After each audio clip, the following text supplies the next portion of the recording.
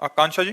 आधार मतलब शेयर। श्री हरिवंश महाराज जी। महाराज जी, जैसे हम श्री जी के लिए भोजन बनाते हैं, उस समय अगर मक्खी या मच्छर उसमें गिर जाए या बाल गिर जाए तो भोजन दूसरा बनाना पड़ेगा। ये सावधानी रखनी पड़ेगी। इसलिए भोजन बनाते समय बालों को कपड़े से बांध लेना चाहिए। भोजन बनाते समय बिल्कुल एकाग्र रहना चाहिए कि कोई मच्छी उस पर ना आवे, हमारे बाल ना गिरे। भोजन बनाते समय बातचीत नहीं ज्यादा अगर बातचीत करनी तो ऐसे करनी चाहिए, नहीं तो हमारी थूक की छिट्टी गिरेंगी तो हम ठाकुर जी को कैसे भोग लगाएंगे। ये सावधानी रखनी चाहिए कि बाल है, मक्खी है, जूठापन है, ये ना होने पावे, अशुद्धता ना होने पावे। फिर बड़े प्यार से भगवान को भोग लगा के प्रसाद पाओ तो वही तुम्हारे पापों का नाश करके बुद्धि को शुद्ध कर देगा। मनुजा जी जबलपुर से। राधे राधे। राधे राधे महाराज जी। महाराज जी, रामचरितमानस के अनुसार काकभुसुंडी जी जब गरुड़ जी को कथा सुना रहे हैं, तब लोमश ऋषि के श्राप के प्रसंग में बताते हुए कहा है कि निर्गुण रूप सुलभ अति, सगुण जान नहीं कोई, सुगम अगम नाना चरित, सुनि मुनि मन भ्रम होई। हाँ, देखो, निर्गुण तत्व का जब हम ज्ञान प्राप्त करते हैं तो सांख्य योग के द्वारा हम उसको सहज में जान सकते हैं। लेकिन जो सगुण रूप में अब रो रहे हैं, हे खग हे मृग हे मधुकर श्रेणी, तुम देखी सीता मृग नैनी, अब मोह नहीं हो जाएगा। देखो, सती जी को मोह हो गया जब भगवान श्री राम ऐसा पुकार करके कह रहे थे, हे खग हे मृग हे मधुकर श्रेणी, तुम देखी सीता मृग नैनी। तो भवानी जी के मन में आया कि दशरथ पुत्र राजकुमार है। उसी समय भगवान शंकर ने जय सच्चिदानंद परम धाम की जय। ये कैसे हो सकता है? भगवान शिव प्रणाम कर रहे हैं, जय सच्चिदानंद परम धाम, सच्चिद आनंद परम धाम स्वरूप। अगर ये परम धाम स्वरूप है तो जैसे शिव सर्वज्ञ वैसे सर्वज्ञ होने चाहिए। अगर ये सर्वज्ञ होते तो ये पूछते क्यों, हे खग हे मृग हे मधुकर श्रेणी, तुम देखी सीता मृग नैनी। अगर सर्वज्ञ नहीं तो शिव जी ने सच्चिदानंद कह के कैसे प्रणाम किया? अस संशय मन भयो अपारा। भगवान शंकर ने समझाया, सुनो, ये लीला कर रहे हैं मुनि धीर जोगी विमल संतत मन से जिनका ध्यान करते हैं, ये परब्रह्म परमात्मा है। लेकिन सती जी के मन में बात शिव जी की जमी नहीं कि अगर परब्रह्म है तो हे खग मृग हे मधुकर श्रेणी, ये क्यों? भगवान शंकर ने कहा, जो तुम्हारे मन अति संदेहु तो किन जाय परीक्षा ले हो। गई और सीता का रूप धारण किया कि अगर ये राजकुमार दशरथ नंदन है तो देखते ही कहेंगे, आओ सीता मिल गई, आओ आओ सीते आओ। हे खग हे मृग, जब रो रहे हैं तो देखते ही गले लग जाएंगे सीता, बस हम समझ जाएंगे राजकुमार है। लेकिन जो ही लता से निकली तो उनका दशरथ नंदन राम, हे भवानी आपको प्रणाम करते हैं, और आप वृषभध्वज भगवान शिव के बिना कैसे? कहा बहोरी, कहां वृक्ष केतु, वृक्ष केतु जिनकी ध्वजा में धर्म का चिन्ह है, विपिन अकेली फिरो के ये अकेले कैसे भगवान शंकर के बिना? सती जी कांप गई, क्योंकि तुरंत प्रणाम किया भगवान राम ने। सती जी कांप गई। अब देखती अनंत ब्रह्मांडों में अनंत राम, अनंत ब्रह्मा विष्णु महेश सब सेवा कर रहे हैं। ओ वैभव की चकरा गई, खोपड़ी आंख मूंद के बैठ गए। तो फिर देखा तो फिर वो ऐसे पूछ रहे, हे खग हे मृग हे मधुकर। वापस आ गई। भगवान शंकर ने कहा, कुछ परीक्षा ली?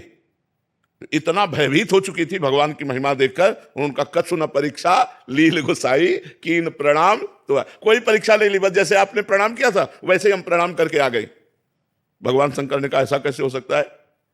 मेरे कहने पर संदेह नहीं गया और वहां केवल प्रणाम करके चली आई, झूठ। तब देखो शंकर धरि ध्याना, सती जो चरित कीन सब जाना, शिव संकल्प कीन मन माही, यही तन भेंट सती अब नाही। जाओ, मैं तुम्हारा परित्याग करता हूं, आज से मैं पत्नी पद पर तुम्हें नहीं बैठा लूंगा, क्योंकि तुमने सीता का रूप धारण किया और सीता हमारी मां के समान पूज्य है। सबकी बुद्धि को प्रकाशित करने वाली देवी सती है। या देवी सर्वभूतेषु बुद्धि रूपेण संस्थिता, नमस्तस्यै नमस्तस्यै नमस्तस्यै नमो नमः। जब उनको सगुण चरित देख करके संशय हो गया तो और किसको नहीं हो सकता? इसीलिए काकभुसुंडी जी कहते, निर्गुण की महिमा समझना सहज है, लेकिन सगुण की महिमा। जब भगवान अपने सखाओं के साथ श्री बाल कृष्ण बैठे हुए हैं वृंदावन की कुंज में, कोई केला का पत्ता, कोई ढाक का पत्ता, ऐसे बड़े बड़े पत्तों में अपनी अपनी भोजन सामग्री निकाली। एक ने मुंह में छाछ डाली बड़ी मीठी, इशारा किया कन्हैया को मुंह से मुंह में ट्रांसफर। ब्रह्मा जी देख रहे हैं, परब्रह्म है। अहीरों के छोरा अपने मुंह की जूठन उनके मुंह में डाल रहे हैं, पहले कोई नहीं देता। क्यों? क्योंकि पता नहीं खट्टी हो, हमारे कन्हैया को खट्टी लग जाए। पहले स्वयं दाल भात, हाँ बढ़िया, अब वो अंदर जाएगा नहीं, अब वो कन्हैया के मुख में जाएगा। भगवान भाव के भूखे है ना, जैसे सबरी जी के बेर, तो भगवान सखाओं का उच्छिष्ट पा रहे हैं। हर सखा पहले माखन मिश्री जो भी है पहले पाके देखता है स्वादिष्ट तो कन्हैया के मुख में देता है। ये बात देखकर ब्रह्मा जी को आश्चर्य हो गया, पर ब्रह्म कैसा, ये ब्रह्म है। उतने में किसी सखा ने कहा कन्हैया बछड़े तो बहुत दूर चले गए, बोले तुम सब पाओ हम अभी ला रहे हैं। वही दाल भात का कवर हाथ में लिए हुए बंसी फेट में खुशी हुई बछड़ों को खोजने गए। ब्रह्मा जी ने सखाओं को गायब कर दिया, अपनी मायामयी नींद में सुला दिया। अब देखा कि बछड़े नहीं दिखाई दे रहे, तो चलो सखाओं को बताएं चल के, तो यहां है तो सखा गायब और उधर बछड़े गायब, सखा बछड़े सब गायब कर। भगवान ने देखा कि अच्छा ब्रह्मा तुम्हारी ये कला है, अरे है तो बालक लेकिन सबके बाप है, उन्हीं की नाभि कमल से तो ब्रह्मा पैदा हुए।